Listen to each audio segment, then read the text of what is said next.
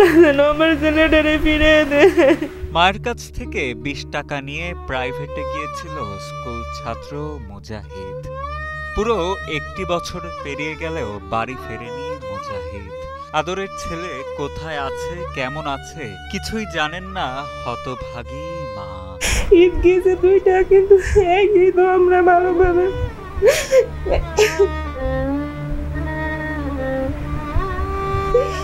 বিগত 15 বছর যাবৎ গাজীপুরের আরপি গেট এলাকায় স্ত্রী সন্তানদের নিয়ে সুখে শান্তিতেই বসবাস করছিলেন সরকারি চাকরিজীবী সুমন মিয়া।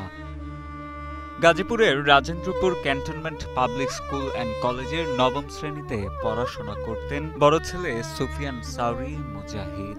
আজকে 1 বছর হয়ে গেছে, আমরা মা বাবা আমাদের দিন যে কিভাবে যাই, কিভাবে রাত কাটে, কিভাবে দিন কাটে আমরা মা বাবাই বলতে পারবো। এই যন্ত্রণা কাউর কাছে বলা বা শেয়ার করার বোঝানো যাবে না। যারা সন্তান হারাইছে তারাই বলতে পারবে যে সন্তান হারানোর যন্ত্রণা যে কিরকম। মুজাহিদের জন্মের পরপরই বাবা মা চেয়েছিলেন বড় হলে চিকিৎসক বানাবেন ছেলেকে। ছেলেরও অনেক ইচ্ছে ছিল বড় হয়ে পূরণ করবে বাবা মায়ের সব স্বপ্ন। তবে সেই স্বপ্ন যেন অধরাই রয়ে গেল সন্তানহারা অসহায় বাবা মায়ের।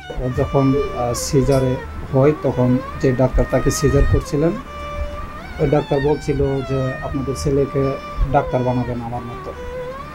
তো তখন থেকে আসলে আমাদের মনের মধ্যে এই মানে ইচ্ছাটা পোষণ করে আসছি। আর ডাক্তার বানানোর ইচ্ছাটাই আমাদের একটা বড় ইচ্ছা ছিল, ছেলেরও ইচ্ছা ছিল। তো ছেলেকে আমরা এই হিসাবে ক্লাস মানে যখন উঠে তখন সায়েন্স সেকশনটাকে দেওয়া হয় ডাক্তার হওয়ার জন্যই। মুজাহিদের বাবা মা জানান 2023 সালের 23 জুলাই প্রাইভেট পড়তে গিয়ে আর বাড়ি ফিরে আসেনি মুজাহিদ। নিখোঁজের পর সম্ভাব্য সব স্থানে তন্ন করে খোঁজাখুঁজির পরও সন্ধান পাওয়া যায়নি তার। ফ্রেন্ডদের জিজ্ঞাসা করলাম যে তোমরা সবাই আশা করছো মুজাহিদ কোথায়, তোমরা তো সবাই একসাথে প্রাইভেটে গেছো, বাইরে গেছো বাজারে। পরে বললো যে আন্টি আমরা তো আসছি মুজাহিদ আশা পড়বে। আমি তো ভাবছি যে ছেলে হয়তো আশা পড়বে, কিন্তু কতক্ষণ পরে খেয়াল করে দেখি যে সবাই প্রাইভেট পড়তেছে, আমার ছেলে আর ফিরে আসে নাই। এই যে 20 টাকা নিয়ে গেছে ফেরত আসে নাই। মুজাহিদের নিখোঁজের পর তার পরিবার প্রশাসনের আশ্রয় নিলেও সন্ধান মেলেনি তার।